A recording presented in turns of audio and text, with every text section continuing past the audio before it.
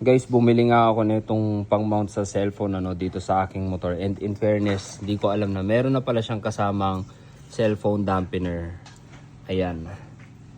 So mura lang ito guys, nandiyan sa yellow basket, at ito yung lagi kong ginagamit pagka nagra-ride ako, no. So pinalitan na natin yung ating luma, nilagay ko rito ito. Ayan. So ito yung luma natin at ito yung kasama niya. Meron siyang mga rubber bushing at yung dinidikit sa likod ng cellphone. Ayan. For example, nakadikit na ito sa likod ng cellphone.